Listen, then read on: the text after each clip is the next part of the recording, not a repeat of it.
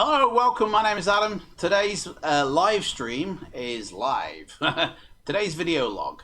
Welcome, and yeah, so I'm doing this a little bit earlier. I did say 12. I know. I'm sorry. It's an hour earlier, but I need to have some lunch, and I gotta get ready to go to work, and I got loads of stuff to do. Haven't even began to edit the video I wanted to edit, which I'll put on the YouTube channel in a couple of hours' time. It's just a fun video of me scrolling through Facebook and the internet, and yeah, just a little bit of fun.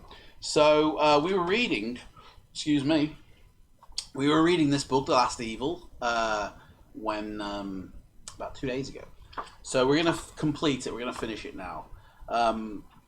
Just as a reminder for those of you who, if you're tuning in for the first time, subscribe to my channel, click the like button, and ring that bell to get notified of when I go live. I go live every single day, and I do a little quick video log. Usually it's done from my phone, but today we are doing it off the computer because we're reading this book.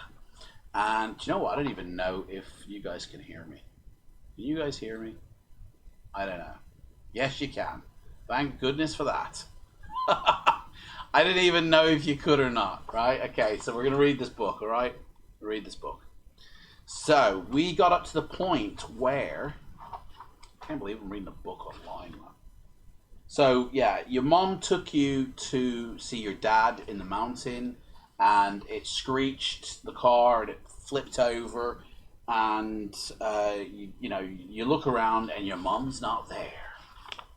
So crawling out of the car, you can see your mom. She is laying on the floor a few yards away. You grab your bag, crawl out of the car, and rush over.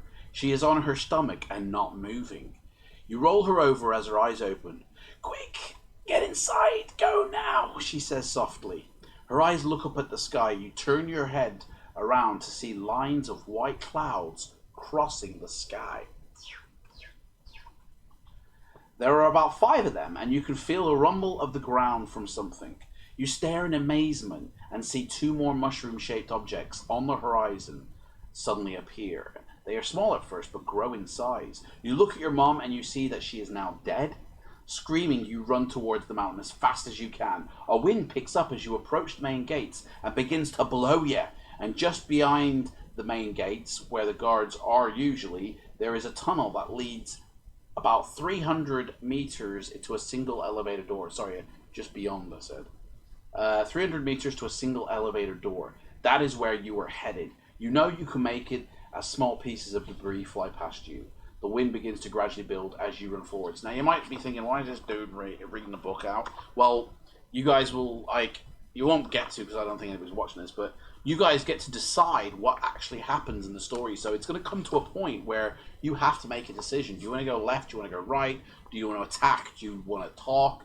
And you have to make these decisions within the story. So you dictate where the story, how it plays out. You know, you are the storyteller, effectively. And you're the person in the book. You are this 13-year-old child. So, running past the main gates, you can see no guards on duty. You hope the elevator is working. You can hear an almighty blast in the background, and do not turn around. And you are totally out of breath by now, but you know you must carry on. Suddenly, a burst of wind pushes you to your feet, and you can feel your skin warming with the sudden rush of air. By the way, this book is set in the future. Nuclear war is imminent. Your dad works in like a NATO within a mountain type of place. Your mom is a secretary for missile launch and stuff like this. You're 13, and one day it hits the news, nuclear war has begun, and your mom rushes you to the mountain where your dad works. And your dad works buried beneath like 30 levels within this mountain, and that's where you're trying to head now. You've got to get to your dad, who's on like level 28 or something silly like that. So that's what's going on. Running up to it, you push the button on the elevator and pray it is working. You hear a ding. The elevator is working.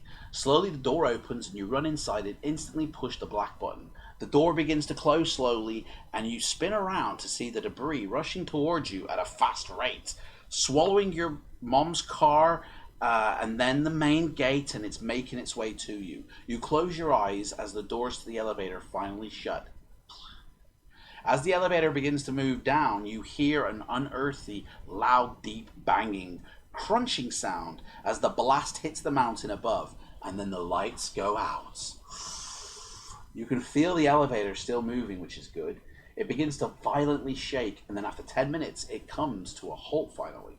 The lights have still not come back on, and you're not sure you have gone all the way down to level 30. You wait 10 minutes, and you can hear the sound of metal twisting above you and rocks falling. You can only imagine what is happening above the ground. You have no idea what is going on. You collect your thoughts, and you steady your breathing. Your dad is here somewhere, and you must find him. He probably will be on level 30 as well, waiting for you, looking at the counter on the wall. It is halfway between 10 and 11. You have a long way to walk if you're heading for level 30. You decide to not wait here any longer and try the doors. Luckily, they open slowly with great effort. The main elevator has stopped between floors, and you are met with a brick wall that sits halfway up the door opening. You will have to climb out to get out the elevator. You grab the sides and jump up. Reaching out with your hand to grip the ledge above you, you are able to pull yourself out of the elevator. Dusting yourself down, the lights begin to flicker. You can see you're in a hallway where you can head left or right. So both ways turn towards the corner as well. So, and then it asks you which way do you want to go. So let's go left, shall we? So let's see what happens. Now, I wrote this like a year ago. I can't remember what happens in it. Turning left, you can barely make out the corridor as the lights flicker. The corridor seems to go straight for a bit and then turn to the corner. You can see bits of dust falling from the ceiling as loud bangs and crashing noises can be heard above you. You find it strange that you see no one on this level, yet when you used to come with your mom, the corridors were always filled with men on patrol, women walking around in white coats, and now there is no one. As you turn the corner, you can see that the corridor extends for some time into blackness. Do you wish to proceed or turn back and go down the other corridor? Shall we carry on? Or shall we go down the other corridor? Let's proceed. Let's see what happens. You stop, hear something strange, a loud whistling sound, and the ground begins to shake. You are shaken off your feet with a blast of hot air, and you hit your head on the floor with a crack. You have run out of time as the nuclear blast has penetrated through the mountain to you. Your skin begins to get very hot, and you can see your hair falling out on the floor. You get scared as everything around you turns so bright white, your hands become see-through. Your last memory before everything goes to black is flames of fire all around you, and you are in incredible pain. Your adventure is over. So that's the sort of thing that can happen in these books, you know. You might make a choice and die because of it. And, you know, if you do know the way through this book, it only takes like a couple of hours to read it. That's all.